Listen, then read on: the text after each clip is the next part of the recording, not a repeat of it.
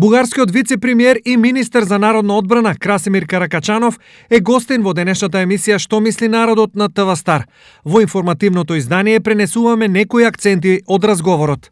Господине Каракачанов, има ли реални проблеми и кој всушност нив ги прави меѓу двете држави? Някой създава проблема и този някой се намира в Скопие и това е политически елит на Македония, който създава проблема на конфронтация. Едновременно както с България, така и с Гърция. Какъв е въпросът? Какъв е смисъл от това? Аз не виждам смисъл.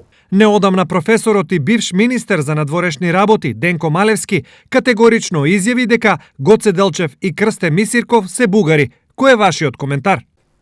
Първо, не само Денко Малевски, който казва подобни неща, че историята между Македония и България е обща, че македонците до 1944 година са били българи, т.е. имаме общ произход, общ корен и така нататък, че Гоце Делчев и цялата дейност на ВМРО е била българска организация и българска дейност. Не е само Денко Малевски. Има и ваши колеги новинари, замете един Бранко Тричковски, който не може никой да каже, че е симпатизер на България. Напротив. Која е разликата во разговорите на клучните прашања помеѓу владите на Груевски и Заев? Владата на Заев, макар че има същите идеологически ставове като Груевски, търси диалог. Търси диалог, търси възможност да се решават проблеми.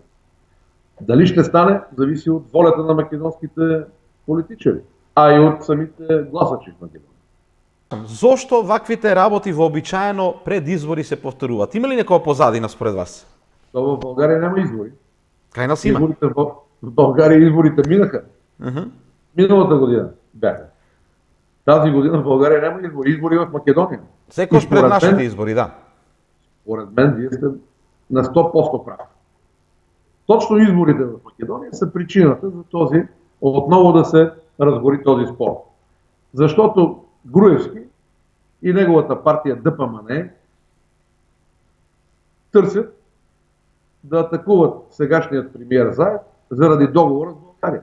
И повдигат въпрос, на който знаят, че ние ще отговорим. Искат да ескалират ситуацията преди изборите, за да спечелят избори. На изборите може да се случи промена. ВМРО ДПМНЕ се знаат ставовите и поставот на Илија Димовски. Дали тогаш може и на поинаков начин да се размислува как ќе се постави Бугарија тогаш? Ами ще ви кажа какво ще се случи. Ако ДПМНЕ спечели изборите, тя ще втвърди позицията си спрямо България. Преговори няма да има и ще трябва да се след 20 години с вас ще си говорим, или след 10 години с вас ще си говорим как да защитиме правата на македонците в албанската провинция Македония. Това ще стане.